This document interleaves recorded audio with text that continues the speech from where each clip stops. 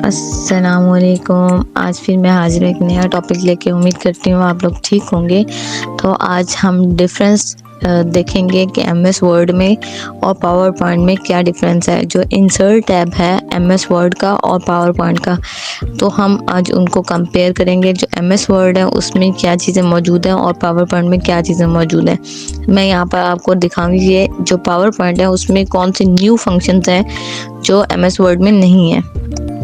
ठीक है, तो फ़ोटो एल्बम वाला ऑप्शन जो है वो एमएस वर्ड में नहीं है। ठीक है, उसके बाद जो सेकंड ऑप्शन है वो न्यू स्लाइड वाला ऑप्शन है। इसमें हम लेआउट भी सिलेक्ट कर सकते हैं और न्यू स्लाइड को भी यहीं से इंसर्ट कर सकते हैं। ठीक हो गया, ये 2 पॉइंट हो गए। अब थर्ड पॉइंट जो है वो देखते हैं। बाकी सारी जो चीज़ें हैं वो मौजूद हैं। ठीक है, और इसमें लिंक वाला सेक्शन भी है जो कि हम ज़्यादा यूज़ नहीं करते। और वीडियोस, ऑडियो और यानी स्क्रीन की रिकॉर्डिंग और ऑडियो अगर हम रिकॉर्ड करना चाहें तो इसमें ये सारे फंक्शंस हो सकते हैं। ठीक हो गया, और जो एमएस वर्ड है उसमें हाइपर लिंक है, यहाँ पर सिर्फ लिंक है। ओके, यहाँ से न्यू स्लाइड्स ले सकते हैं हम कि हमें लेआउट कैसे चाहिए स्लाइड का। और फोटो एल्बम में हम अपनी भी एक न्यू प्रेजेंटेशन क्रिएट कर लेते हैं इस ऑप्शन को चूज़ करके। वहाँ पर हमारा एक एल्बम ओपन हो जाता है कि हम कौन कौन सी, अगर हम सेलेक्ट करेंगे बहुत सारी तस्वीरें एक साथ, तो हमारा एक एल्बम होगा जो कि एक न्यू स्लाइड क्रिएट कर देगा, यानी एक और डॉक्यूमेंट ओपन करके वहाँ क्रिएट कर देगा, लेकिन वो इसके साथ अटैच्ड होगा। ठीक है, मैं यहाँ से सिलेक्ट करती हूँ एक पिक्चर ताकि आपको दिखा सकूँ कि कैसे इंसर्ट करनी है अगर हमें कोई एल्बम क्रिएट करनी है एमएस पावर पॉइंट में। ठीक है, मैंने यहाँ क्रिएट कर दिया, तो यहाँ पर एक और न्यू डॉक्यूमेंट ओपन हो गया और उसके अंदर मेरा एल्बम क्रिएट हो गया फ़ोटोज़ का। ठीक है, यहाँ पर अगर मैं टेक्स्ट लिखना चाहूँ तो वो टेक्स्ट भी लिख सकती हूँ, और यहाँ पर पिक्चर जो लग गई है मेरी जो मैंने सेलेक्ट की थी। ठीक हो गया, नेक्स्ट आ जाते हैं हम कि हम वीडियो और ऑडियो कैसे रिकॉर्ड कर सकते हैं पावर पॉइंट में, और स्क्रीन कैसे रिकॉर्ड कर सकते हैं। ठीक है, अगर हमें यहाँ से वीडियो को इंसर्ट करनी है तो हम अपनी ड्राइव में से कहीं से भी किसी भी फोल्डर से रिलेट करके, यानी जहाँ मेरे यहाँ पर जो पड़ी हैं वो माई यूट्यूब में पड़ी हैं, तो मैं यहाँ से कोई भी सिलेक्ट करूँगी तो ये पावर पॉइंट में ऐड हो जाएगी। Okay, clear. Then audio, video अगर मैं ऑनलाइन चाहूँ तो वो भी मैं ले सकती हूँ।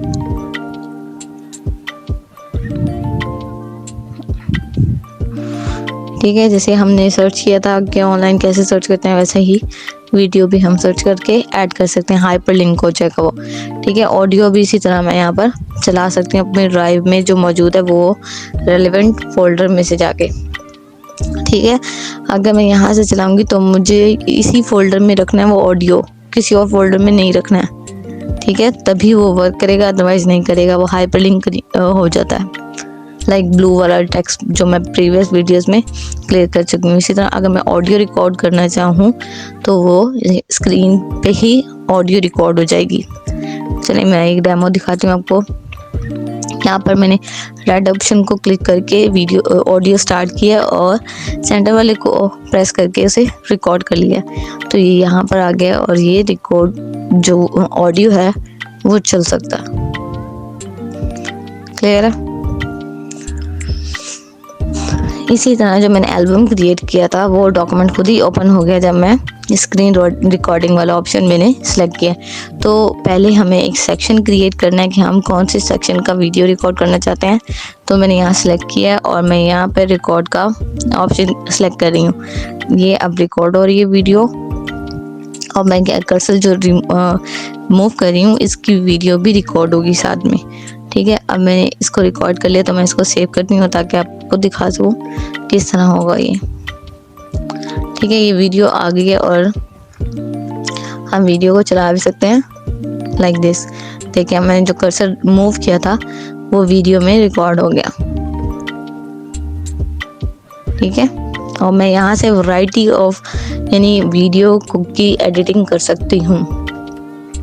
ठीक है, अब देखें यहाँ पर जब भी हम कोई यानी टेबल ऐड करते हैं, कुछ पिक्चर इंसर्ट करते हैं, तो ये ऑप्शन ऑटोमेटिकली ओपन हो जाते हैं। तो इसके थ्रू हम अपनी सेटिंग्स कर सकते हैं। और यहाँ पे हम अपना व्यू भी उसी लिहाज से ही सिलेक्ट कर सकते हैं कि हमें कैसा व्यू चाहिए, तो हम उस व्यू को यहाँ से सिलेक्ट कर लेंगे। ठीक है, ओके। शेप्स में भी हम इसे कन्वर्ट कर सकते हैं कि हमें कैसे शेप में अपनी वीडियो चाहिए। ओके, मैं किसी भी शेप को सिलेक्ट कर लूँगी, वो वीडियो मेरी उसी शेप में खुद ब खुद कन्वर्ट हो जाएगी। और अगर मैं इसके बॉर्डर लगाना चाहूँ तो वो बॉर्डर भी लग जाएंगे। ठीक है, और अगर देखिए मैं ये मैनुअली सिलेक्ट करके दिखा रही हूँ ताकि आपको अंदाज़ा हो जाए कि इसमें बॉर्डर कौन सा लगा है। ठीक है, इफेक्ट, 3D इफेक्ट भी है, सारे रिफ्लेक्शन, शैडो, ये सारे हमारे पास पहले भी मौजूद हैं, लेकिन वो किसी और फीचर में, और ये वीडियो के लिए है स्पेसिफिकली। ठीक है, मैं जिस ऑप्शन को सिलेक्ट करूँगी वो आप उसका डिफरेंस देखते जाएं कि वो किस तरह डिफरेंट है बाकी ऑप्शन से। ठीक है, अब देखें यहाँ पर कितने सारे फीचर्स मौजूद है। आप अपने अकॉर्डिंग कोई भी फीचर रिकॉर्ड कर सकते हैं, कोई भी फीचर सिलेक्ट कर सकते हैं। ठीक है, अलाइन, लेफ्ट में अलाइन करना है, राइट में अलाइन करना है, अपर पोर्शन में अलाइन करना है, तो ये सब ऑप्शन हम सिलेक्ट कर सकते हैं।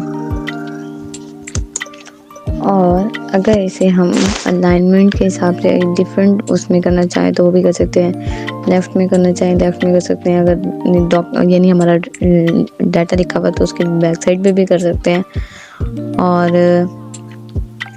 मैनुअली भी कर सकते हैं। अभी जैसे ऑप्शन ओपन हुए थे तो क्रॉप करना चाहें वीडियो को तो क्रॉप भी कर सकते हैं, यानी एक ऑब्जेक्ट को शो कराते हैं और दूसरे को ना करवाएं, तो इस अंदाज से भी किया जा सकता है। और इसकी हाइट और विड्थ को भी चेंज करना चाहें तो वो भी मैनुअली कर सकते हैं। ठीक है, तो आपको इससे डिफरेंस महसूस हो गया होगा, तो उम्मीद करती हूँ कि आपके लिए बहुत फ़ायदेमंद रही होगी वीडियो। तो नेक्स्ट वीडियो तक के लिए मुझे दें इजाज़त, तब तक रखें अपना ख्याल, और नेक्स्ट वीडियो देखने के लिए मुझे सब्सक्राइब करना मत भूलिएगा।